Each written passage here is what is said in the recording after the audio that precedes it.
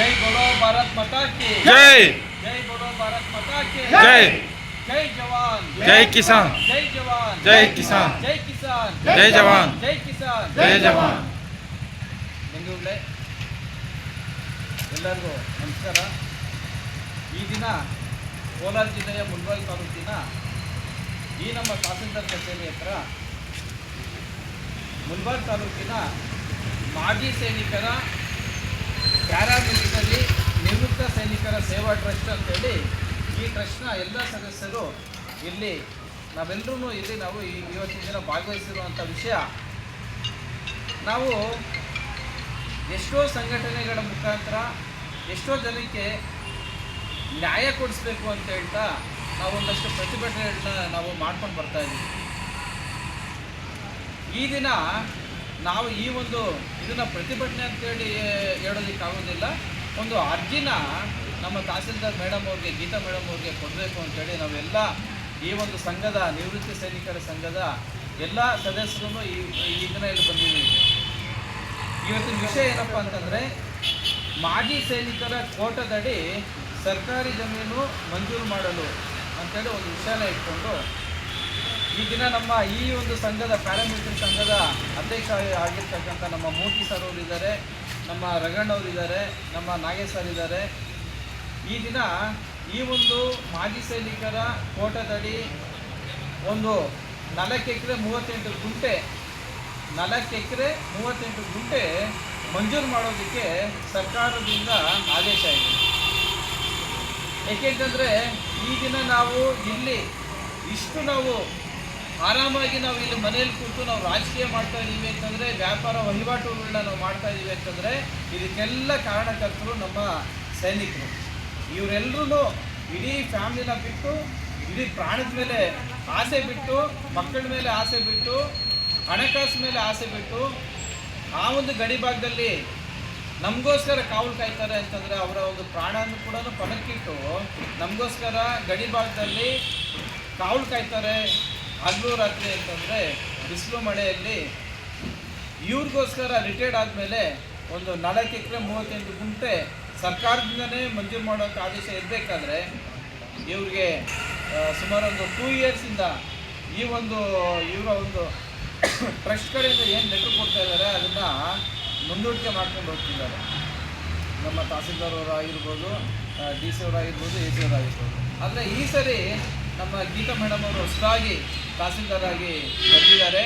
ನಮ್ಮ ಗೀತಾ ಮೇಡಮ್ ಅವ್ರಿಗೆ ನಾವೆಲ್ಲರೂ ಸೇರಿ ನಾವು ಈ ಒಂದು ರಿಕ್ವೆಸ್ಟ್ ಲೆಟ್ರ್ ಏನಿದೆ ನಾವು ಇದನ್ನು ಸಬ್ಮಿಟ್ ಮಾಡಿದ್ದೀವಿ. ಮೇಡಮ್ ಅವರು ನಮಗೆ ಖಂಡಿತವಾಗ್ಲೂ ಎಲ್ಲ ಸಂಘಟನೆಯವರು ಏನು ರಿಕ್ವೆಸ್ಟ್ಮೆಂಟ್ ಕೊಡ್ತಾರೆ ಅದಕ್ಕಿಂತ ಹೆಚ್ಚಿಗೆ ನಾವು ಈ ಒಂದು ಪ್ಯಾರಾಮಿಲಿಟರಿ ರಿಟೈರ್ಡ್ ಆರ್ಮಿ ಅವರ ಈ ಒಂದು ಏನು ರಿಕ್ವೆಸ್ಟ್ ಇದೆ ಇದಕ್ಕೆ ನಾನು ಸ್ಪಂದಿಸ್ತೀನಿ.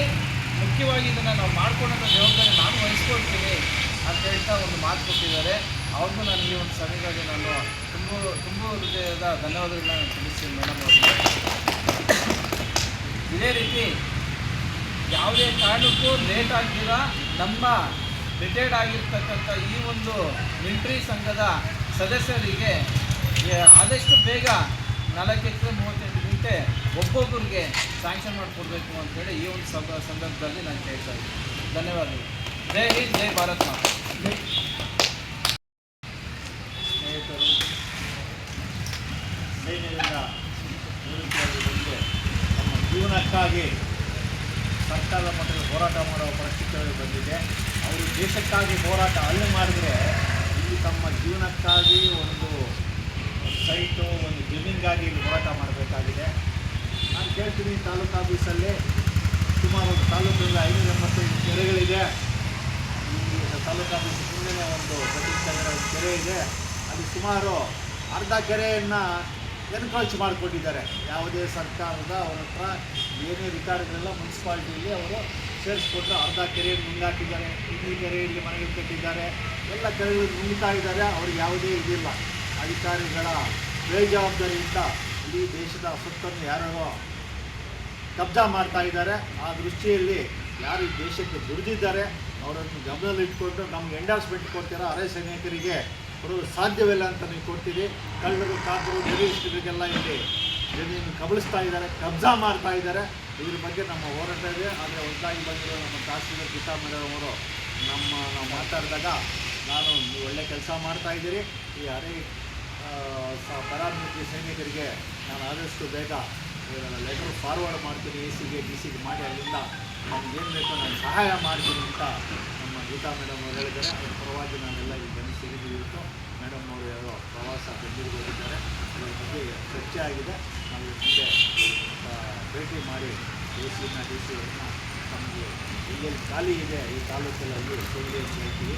ಬೆಂಗಳೂರಿನ ಸೈನ್ಯಕ್ಕೆ ಕೊಡೋಕ್ಕಾಗುತ್ತೆ, ಇಲ್ಲಿ ಹುಟ್ಟು ಇಲ್ಲಿ ಬೆಳೆದು ಇಲ್ಲಿ ಓದಿದವ್ರಿಗೆ ಕೊಡ್ತಾ ಇಲ್ಲ. ಇದು ಅನ್ಯಾಯ ಆಗಿದೆ. ಈ ಅನ್ಯಾಯನ ಸರಿಪಡಿಸಬೇಕು.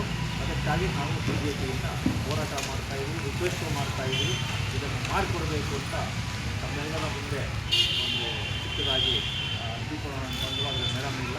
ಇದನ್ನು ಮುಂದೆ ನಾವು ಸಾಗಿಸ್ಕೊಂಡು ನಿಮಗೆಲ್ಲರಿಗೂ ಜಮೀನು ಸಿಗಲಿ. ಯಾರ್ಯಾರು ಅಲ್ಲಿ ಆರ್ಮಿಯಲ್ಲಿ ಕೆಲಸ ಮಾಡಿದವರಿಗೆ ಅವರಿಗೆ ದೇವರು ಒಳ್ಳೆಯದು ಮಾಡಬೇಕು, ಅವ್ರಿಗೆ ಜಮೀನು ಸಿಗಬೇಕು ಅಂತ ನಮ್ಮ ಪ್ರಾರ್ಥನೆ ಆಗಿದೆ. ಪ್ರಾರ್ಥನೆ